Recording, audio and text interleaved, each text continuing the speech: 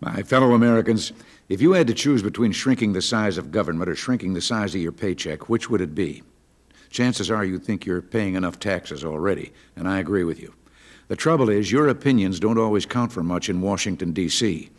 It seems to be taken for granted here that the federal government has an automatic right to grow at your expense.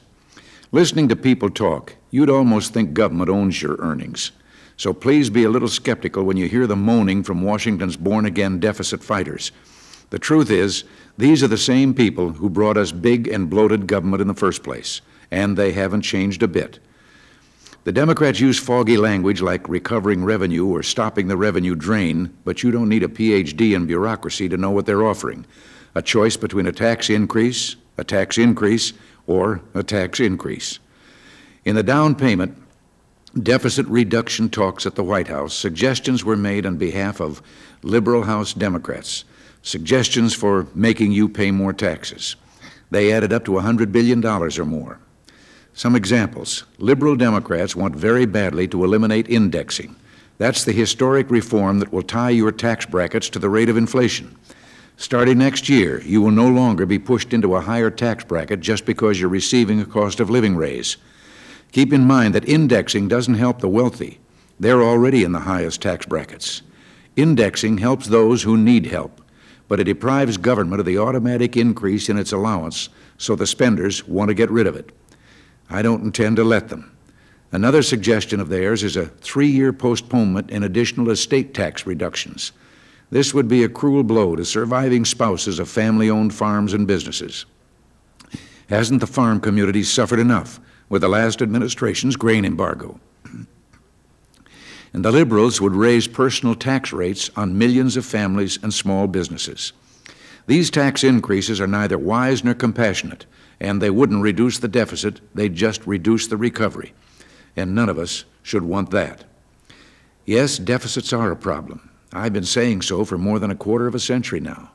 But the problem is not the size of the deficit, it's the size of government's claim on our economy. Whether government borrows or increases taxes, it will be taking the same amount of money from the private economy. So if we raise taxes before cutting spending, the money will just be spent, the deficit won't be reduced, and government will grow bigger. Now, that's what the House Democrats tried to do last year. Their budget resolution would have raised your taxes, then squandered that money on new programs. But we have a better way to cut deficits.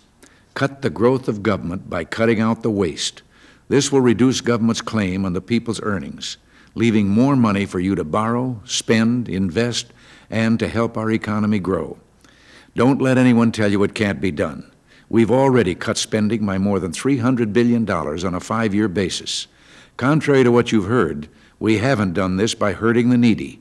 Total spending on social programs has increased by $71 billion during these last 3 years. To cite 2 examples frequently misrepresented, Social Security and Medicare benefits to America's senior citizens are higher than ever before, even after adjusting for inflation. We've been cutting the growth of government by eliminating waste. My inspectors general have identified nearly $31 billion in agency fraud, waste, and abuse, and we're going after it.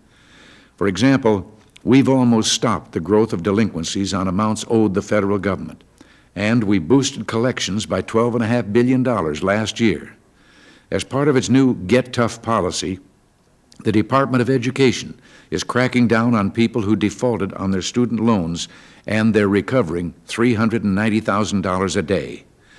And believe me, there's plenty more waste to cut. Those $300 billion in budget savings I mentioned are barely half of what we asked for from the Congress. And the Grace Commission made some 2,500 recommendations for reducing billions of dollars in wasteful government spending and subsidies. I'll be speaking out on this topic in future radio talks, but one thing is clear: raising taxes is a cop-out. Cutting waste in government is the right way to go, and this is what we're doing and what we'll continue to do. With your support, we can shrink government and stop the spendthrifts from shrinking your paychecks. Till next week, thanks for listening, and God bless you.